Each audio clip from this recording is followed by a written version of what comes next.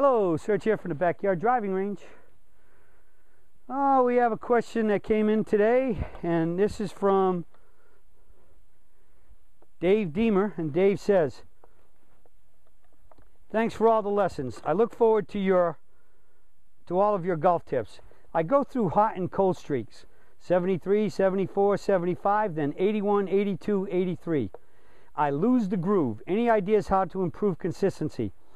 I am 64, played 50 years, and have some days that I cannot remember how to swing.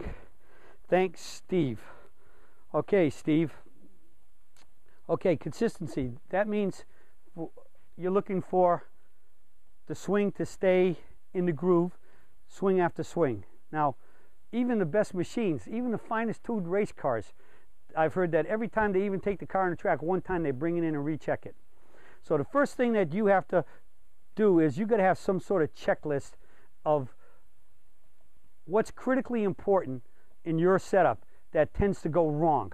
So sometimes I think the first thing you have to start doing is start taking stats of all your rounds if you're not doing it. And if you are, then you need to start looking at them more and try to figure it out or add some more things into it. Like maybe if you're playing on one of those days where you're really hitting the ball well, start writing notes about what are you feeling? What are you feeling in your setup? How do you feel in your takeaway? What do you feel at the top of the swing? And points that your brain can figure out and sense what's going on, and write all those notes down. What did you feel at impact? What did you feel all the way to your finish? How did your body feel to start with? You might even want to go so far as to say, if you're playing in the morning, what did you have for breakfast? What did you do during the round? Did you have some snacks or whatever? Did you eat a hot dog at the turn? You might need to start figuring out if maybe something you do if you say in the afternoon or whatever, have you eaten enough to make sure that you got enough energy to sustain yourself for the whole round. All right, and I believe that the one thing is it's good to snack, but we got to have light snacks. Eat more often. You don't want to put a lot of bulk into your stomach like eating a hot dog or a hamburger at the turn, because now blood starts rushing to your stomach instead of your brain. So you might want to start analyzing some of your routines that you do. Did you go to the range and warm up first, or didn't you? Did you go practice putting first?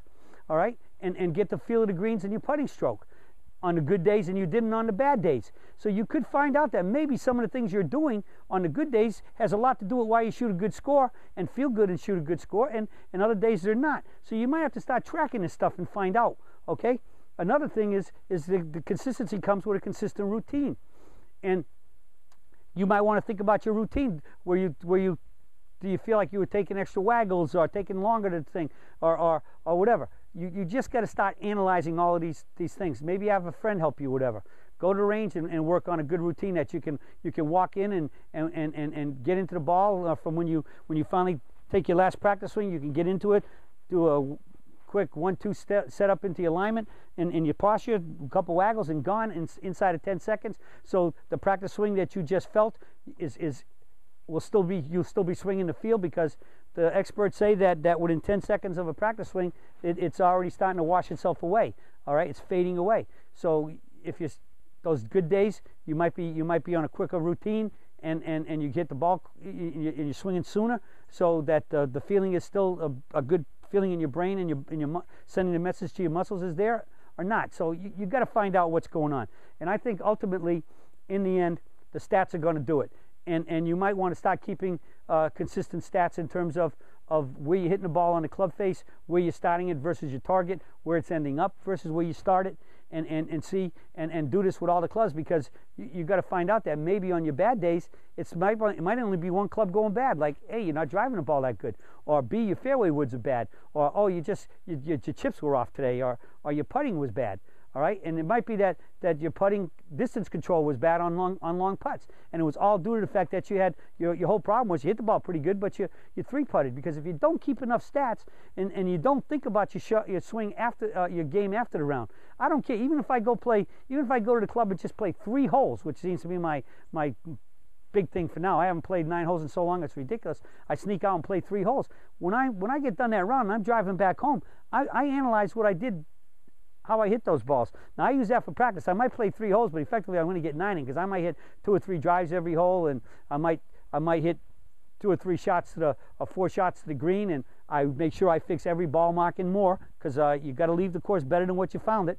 And if I hit bunker shots, I'm still raking the bunkers, even though it's only 30 minutes from dark or whatever, because the guy who shows up tomorrow morning, if they don't rake bunkers, he deserves to have that bunker the way I found it, which was good, and fix it. And then I might chip and hit a whole bunch of chips and putts. So I played 3 holes, but it might take me an hour to play, or more to play those 3 holes. But I'm getting a lot of practice in, but I'm still going to go over my mind and log in for today what was good, what was mediocre, and if anything would happen to be ugly or I didn't like, that I really got to focus on and know what I want to focus on the next time. And I will write those notes down, because it's not good enough to leave it in your mind. Because when you make a great thought, that I've always found, the more important the thought is, whether it be for business, life, or my golf game, the more important I think it is, the quicker it goes away. So I write those down. I have my little notebook in my pad that never leaves, notebook pad that never leaves my bag, and I write them down in there. All right? So I think you might need to start doing more examinations of your game, not only of how you're playing the game, how you're approaching the game, meaning your diet, your nutrition, your warm-up, and what's going on with your swing, your hits, and everything else, to come up with what's going on. Because if you're shooting 73 4s and 5s, that's somewhere between like a 1 to 3 handicap, and then you're getting up to 81, 82s, 83s. That's now up about an 8 to 10 or 11 handicap on average. So that's a big swing. And so the consistency's off. It's got to be in either the way you're feeling, the way you're approaching things, or something in your setup is letting you down. Keep checking your alignment, or something in your bag, meaning your driver's losing it with short game or whatever. But you got to find it. You know where you're going to find it is doing stats and thinking about what went on that round. And if you're playing with folks, ask them, where did I lose it today? Did you notice anything that I lost it? All right, now remember, if they're not Sergites, they might start talking about your swing, and you got to take and analyze what they said about the swing. But they might actually come and say, yeah, I played with you yesterday when you shot a good score, and then you were just drilling the ball down the fairway, and today your driver, and now you were hitting thin ones and blocks, you had some pulls, there was no consistency, or last time I played with you, you chipped beautifully, and today you didn't sniff chipping the ball close to the hole. All right, so that's how you find out. All right, so talking about analyzing what's going on, because that's the only way you know what's happening. It's like analyzing your finances and anything else that you need in your life that's important. You got to know what's going on to keep on the straight and narrow path. So you need analyzation, and stats is the best way to start in golf, and then think about what's going on too, and maybe even asking advice from friends. All right, and hopefully that's going to get you to keep staying in those low 70s, and at the highest 75, not 81s, 2s, and 3s. That's it for the search for today. For all golfers of all levels, whatever your skill level is, you need to do this stuff to play at your normal good skill level, and for any chances if you want to start going lower and stay there. Okay, that's it for the search for today, and I'll be talking with you all again soon.